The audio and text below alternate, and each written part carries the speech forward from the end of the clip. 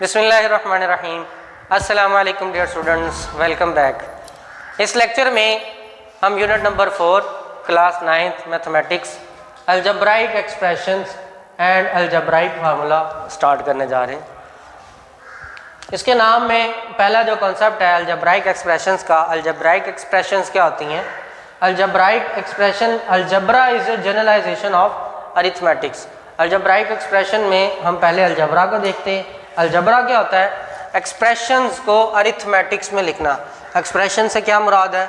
हमारे पास कुछ वेरिएबल्स होंगे, उनके साथ कांस्टेंट्स होंगे, उन पर अरिथमेटिक अप्लाई करना। अरिथमेटिक्स यानी प्लस माइनस मल्टीप्लिकेशन के कॉन्सेप्ट को अप्लाई करना वेरिएबल्स के फॉर्मेट पर, इसको हम कहते हैं अलजब्राइक एक्सप्रेशन।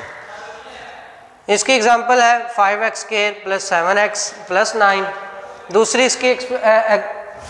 इसकी दूसरी एग्जांपल है 9xy + 7x - 39y। इसमें 9xy दो वेरिएबल्स हैं, x और y, और ये एक एक्सप्रेशन है, ये एक कंप्लीट एक्सप्रेशन है जिसमें 3 टर्म्स हैं। प्लस और माइनस इंडिकेट करते हैं कि इनसे पहले कितनी टर्म्स की इंडिकेशन के लिए प्लस या माइनस सिंबल यूज़ होते हैं। ये एक पूरी टर्म है, दूसरी ये एक टर्म है, तीसरी ये एक टर्म है। इनमें जो पहला पार्ट है, जो आपको कांस्टेंट नंबर नज़र आ रहा है, नंबर जो है ये कहलाता है कोफिशिएंट। ये 9 कोफिशिएंट है। x और y ये दोनों वेरिएबल्स हैं, और इसी तरह ये प्लस अरिथमेटिक ऑपरेशन है। ये आप सिंपल मैथमेटिक्स में भी अरिथमेटिक के नाम से करते हैं, अरिथमेटिक ऑपरेशन इस पे यूज़ हो रहा है। तो ये अलजब्राइक एक्सप्रेशन कहलाती है। इसके बाद अगला कॉन्सेप्ट आता है पॉलिनोमियल्स का। पॉलिनोमियल क्या होती है? A polynomial in the variable x। अगर हम यहाँ पे वेरिएबल का जिक्र हुआ, x और y वेरिएबल्स हैं, तो अगर हम x के फॉर्म में एक अलजब्राइक एक्सप्रेशन को यूज़ करें तो पॉलिनोमियल इस फॉर्मेट की होती है, जिसका नाम p ऑफ x है। an x⁻n, an-1 x⁻n-1, an-2 x⁻n-2 up to a1 x⁻1 and a0 x⁻0। यहाँ पे x⁻0 मेंशन नहीं किया जाता क्योंकि x⁻0 की वैल्यू 1 होती है। अब ये तो थी इसकी जनरल एक्सप्लेनेशन। इसमें भी ये जो x के स्टार्ट पे आ रहा है, इसको हम कोफिशिएंट बोलते हैं। x जो है वो वेरिएबल है, और a और x को मिलकर एक टर्म बन रही है। इसको जनरल फॉर्म में इसकी एग्जांपल है 7x⁵ 4x4 - 9x³ + 4x² - 6x + 5। इसमें आप देख रहे हैं n से मुराद 5 है। x की पावर 5 के साथ जो टर्म आ रही है वो यहाँ पे an यानी कि a5 है। an का मतलब है जो x की मैक्सिमम पावर के साथ वाला कोफिशिएंट है।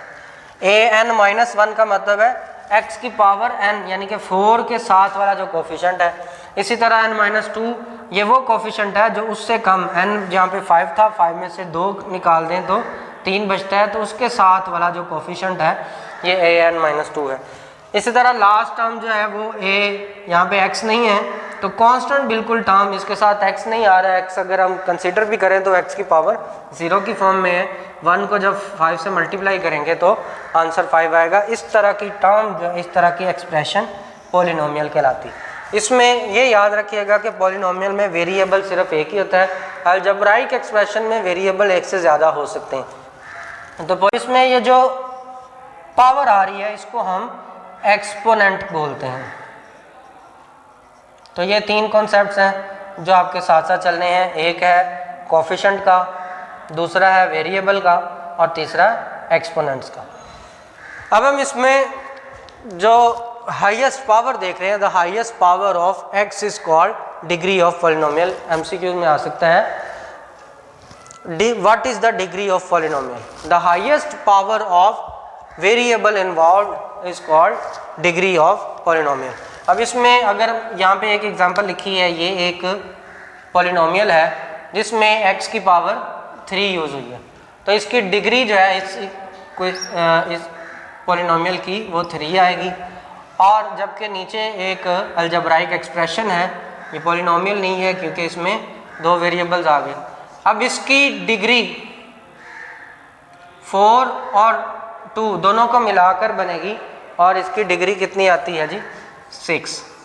तो हाईएस्ट पावर जो है वो डिग्री कहलाती है। जब हमारे पास एक से ज़्यादा वेरिएबल यूज़ हो जाएंगे तो हमने उनकी पावर्स को ऐड करके डिग्री को मेंशन करना है। उसके बाद आती है रैशनल एक्सप्रेशन। रैशनल नंबर, जब हम रैशनल नंबर की बात करते हैं तो रैशनल नंबर से मुराद ऐसे नंबर जिनको हम P/Q की फॉर्म में लिख सकते हो, जबकि Q की वैल्यू 0 के इक्वल नहीं होती। यानी तरह रैशनल एक्सप्रेशंस में भी हमारे पास 2 पॉलिनोमियल्स होंगी जो न्यूमरेटर और डिनोमिनेटर की फॉर्म में होंगी, जिसमें डिनोमिनेटर जो है वो नॉन ज़ीरो आएगा। तो न्यूमरेटर और डिनोमिनेटर में पॉलिनोमियल्स हों और एक दूसरे पर वो डिवाइड हो रही हों, तो उसका जो क्वेश्चन यानी कि उसका जो सोल्यूशन होता है वो रैशनल एक्सप्रेशन होती है। इसकी एग्जांपल में है 2x + 1 और 3x + 8। अब इसमें गौरतलब बात यह है कि जो पॉलिनोमियल होती है उसकी पावर कभी भी नेगेटिव नहीं हो सकती। पावर जो है वो माइनस में नहीं हो सकती। पावर के मतलब पावर कभी भी माइनस में नहीं होगी, ना वो ओवर की फॉर्म में आएगी, यानी कि 1/2, 3/2 या रूट में पावर रूट में x आ जाए तो वो कभी भी पॉलिनोमियल नहीं हो सकता। वो पॉलिनोमियल ही नहीं होगा तो इसका मतलब है कि वो रैशनल एक्सप्रेशन भी नहीं हो सकती। तो 2 चीज़ें आपने याद रखनी, एक तो पॉलिनोमियल होना ज़रूरी है रैशनल एक्सप्रेशन के लिए, और दूसरा डिनोमिनेटर में जो पॉलिनोमियल आ रही है वो नॉन ज़ीरो होगी तो वो रैशनल एक्सप्रेशन होगी। अब हम मूव करते हैं इसकी एक्सरसाइज 4.1 की तरफ, और 4.1 का क्वेश्चन नंबर 1 है whether algebraic expressions are polynomials. हमने बताना है कि ये जो हमारे पास अलजेब्राइक एक्सप्रेशंस है ये पॉलिनोमियल्स हैं या नहीं। तो पॉलिनोमियल्स के लिए हमने ये देखना है कि डिनोमिनेटर में यहाँ पे देखिए x की पावर 2 आ रहा है लेकिन डिनोमिनेटर में है, तो डिनोमिनेटर में पावर का मतलब नेगेटिव पावर होता है, जो हमने यहाँ पे रैशनल एक्सप्रेशन में भी एक्सप्लेन किया है। रैशनल एक्सप्रेशन पॉलिनोमियल के लिए हमने देखा कि पावर नेगेटिव नहीं होनी चाहिए, बटे में नहीं होनी चाहिए, यानी रूट की फॉर्म में x नहीं होना चाहिए। तो यहाँ पर हम देख रहे हैं x की पावर जब ये ऊपर आएगी तो ये बन जाएगी x की पावर -2, यानी 3x², इसी तरह से प्लस के साथ x की पावर -2 -5। तो ये पावर नेगेटिव आ गई, लिहाजा ये जो है वो पॉलिनोमियल नहीं है। हम यहाँ पे मेंशन कर देंगे नॉन पॉलिनोमियल।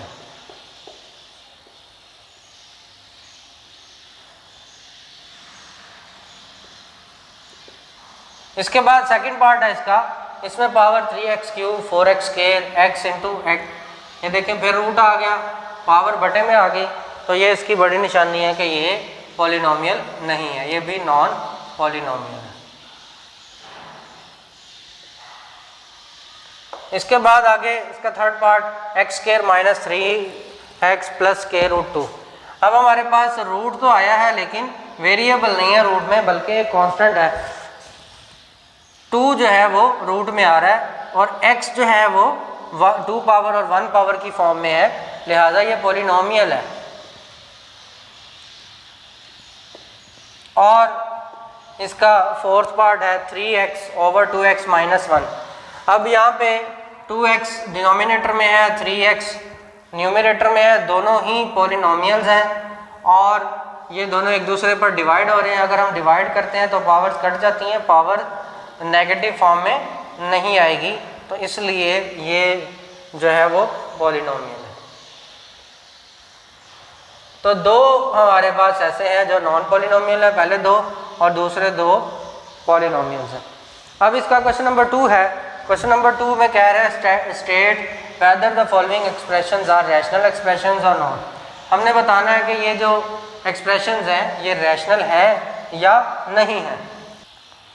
तो ये 3 पहला इसका पार्ट है 3 square root x over 3 square root x plus 5। अब इसमें भी बड़ी निशानी है, स्क्वायर रूट आ गया और स्क्वायर रूट के अंदर वेरिएबल है, तो ये क्योंकि पॉलिनोमियल ही नहीं है, पहली बात है पॉलिनोमियल नहीं है, पॉलिनोमियल नहीं है तो इस वजह से ये रैशनल भी नहीं है, तो लिहाजा ये रैशनल की डेफिनेशन से आउट हो जाता है, तो इसको हम लिख देंगे कि ये इर्रेशनल है।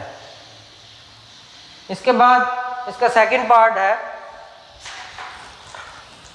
Second part x cube minus 2x square plus square root 3। अब इसके न्यूमरेटर और डिनोमिनेटर को अगर हम देखें तो इसमें हमें दोनों ही पॉलिनोमियल्स मिल रही हैं और कोई भी ऐसी कंडीशन नहीं है कि पावर नेगेटिव हो या पावर बटे में आ रही हो। जैसे यहाँ पे रूट आ गया था, यहाँ पे भी रूट किसी जगह नहीं है, यहाँ रूट है लेकिन ये कांस्टेंट पर है, वेरिएबल पर नहीं है, तो लिहाजा ये हमारी एक्सप्रेशन जो है वो रैशनल है। इसके बाद थर्ड पार्ट है, ये भी रैशनल है क्योंकि इसके भी पावर जो है वो होल नंबर है, पावर जो है न्यूमरेटर और डिनोमिनेटर में रूट की फॉर्म में या बटे की माइनस की फॉर्म में नहीं है, तो ये भी हमारी रैशनल एक्सप्रेशन है, इसको भी आर लिख लें। उसके बाद इस क्वेश्चन में भी हमें न्यूमरेटर और डिनोमिनेटर में रूट मिल गया, तो ये भी हमारी इर्रेशनल एक्सप्रेशन है। तो ये थे हमारे एक्सरसाइज 4.1 के 2 क्वेश्चंस। अगले